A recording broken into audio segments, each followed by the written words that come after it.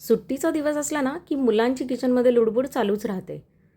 खायला काय बनवताय म्हणताना हातात ब्रोकोली पाहिली आणि दोघं एकदम म्हणाले, अरे यार, मग आता काय सारखे पनीर आणि हेच बनवणार. मी म्हटलं एक मस्त रेस्टॉरंट स्टाईल रेसिपी बनवते. मग ब्रोकोलीला छान ब्लांच करून घेतलं. एकीकडे इथे घेतले मी थोडे काजू, मलाई आणि चीज. काजू भिजवून घेतले तर जास्ती छान क्रीमी होतं, नाहीतर खूप वेळ वाटावं लागतं.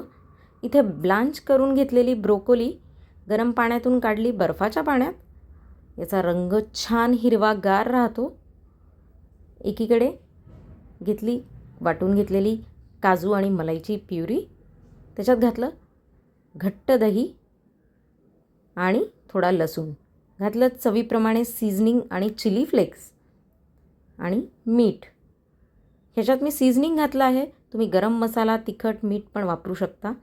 ब्लांच करून घेतलेल्या ब्रोकोलीला असं पाणी सगळं पिळून काढायचं आहे. ही व्यवस्थित काढल्यानंतर याला आता या मलईच्या मिक्सचरमध्ये व्यवस्थित कोट करायचं आहे. हे क्रीमी मिक्सचर इतकं टेम्पटिंग, इतकं चीझी आहे आणि ह्याची चव पण खूप छान येते. याला हाताने व्यवस्थित सगळ्या बाजूनी कोट करून घ्यायचं आहे. तुम्हाला आवडत असेल तर ह्याला स्क्वेअर किंवा मोठ्या टूथपिक्सला लावून बर्नरवर पण तुम्ही भाजू शकता. पण इथे मी झटपट होण्यासाठी पॅन फ्राय करणार आहे. थोडंसं बटर घातलं आहे.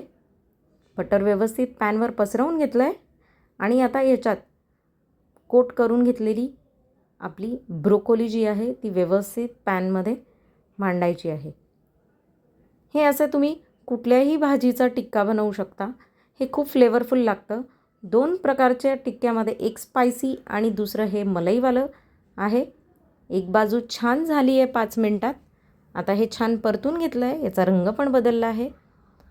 आता मुलांना म्हटलं रेस्टॉरंट स्टाईल देणार आहे तर त्यांच्यासाठी प्लेटिंग पण तशीच करावी लागेल.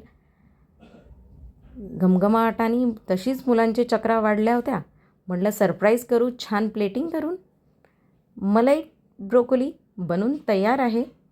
अगदी 20 मिनटात बनून तयार होते. क्रीमी, टेस्टी आणि हेल्दी.